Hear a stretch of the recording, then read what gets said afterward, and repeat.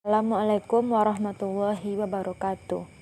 Yang terhormat Bapak Ahmad Suyono, SPD MPD, yang merupakan dosen pengampuh dari mata kuliah Perspektif Global dan teman-teman kelas 2E yang kami banggakan. Baiklah, kami dari kelompok 9 akan mempresentasikan materi tentang dampak globalisasi terhadap berbagai aspek kehidupan. Pengertian globalisasi. Globalisasi berasal dari kata globalization, yaitu global yang artinya dunia, sedangkan lisation yang artinya proses. Menurut Kamus Besar Bahasa Indonesia, globalisasi adalah proses masuknya ke ruang lingkup dunia. Secara harfiah, globalisasi adalah proses sesuatu yang mendunia, bisa berupa informasi, pemikiran, gaya hidup, dan teknologi. Ciri-ciri globalisasi adalah sebagai berikut. Yang pertama, perubahan, kemajuan, dan perkembangan teknologi di segala aspek. Yang kedua, pasar dan produksi ekonomi negara yang saling bergantung. Dan yang ketiga, adanya aktivitas, interaksi, dan pertukaran budaya tanpa disadari. Dampak globalisasi terhadap perkembangan zaman. Pada zaman yang telah maju saat ini, perkembangan yang ada di dunia ini sangat pesat, baik dalam pencarian berita melalui akses internet, teknologi yang canggih maupun dalam kehidupan sehari-hari.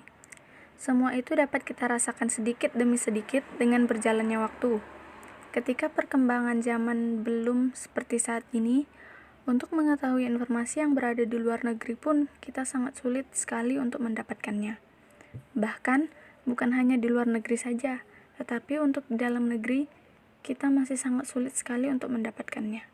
Tetapi, dengan adanya handphone saat ini, kita bisa mendapatkan berita dengan sangat mudah. Bahkan, dengan merekam kejadian yang sedang terjadi seperti kebakaran, kecelakaan, tanah longsor, banjir, dan sebagainya yang bisa saja terjadi di daerah kita. Dengan adanya handphone pula, kita dapat mengirim rekaman kejadian tersebut ke awak media untuk dipublikasikan, di mana berita kejadian tersebut dapat diinformasikan ke khalayak banyak melalui televisi atau TV, radio, internet, koran, maupun media lainnya. 1. Bidang ekonomi. Dampak positifnya, yang pertama, memicu sikap kreatif dan inovatif di kalangan masyarakat luas agar dapat bersaing di ranah global. 2. Mudah mendapatkan barang-barang impor dari luar negeri dengan harga terjangkau. 3. Bertambahnya jenis lapangan pekerjaan akibat adanya investasi asing dari luar negeri. 4. Terbukanya kesempatan bekerja di luar negeri. Dampak negatifnya, yang pertama, pasar nasional akan dikuasai barang-barang impor. 2. Memicu konsumerisme atau gaya hidup tidak hemat di masyarakat. 3. Masuknya banyak tenaga kerja asing yang mendominasi tenaga kerja lokal. 2. Bidang sosial budaya. Dampak positifnya, yang pertama, menuntun masyarakat berpikir modern. 2. Menuntun masyarakat memahami keberagaman budaya di dunia atau multikulturalisme dunia. 3. Menumbuhkan sikap toleransi antar masyarakat akibat adanya rasa saling ketergantungan, baik ketergantungan pekerjaan maupun pendidikan.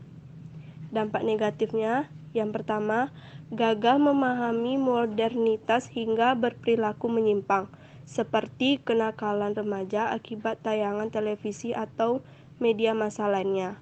2.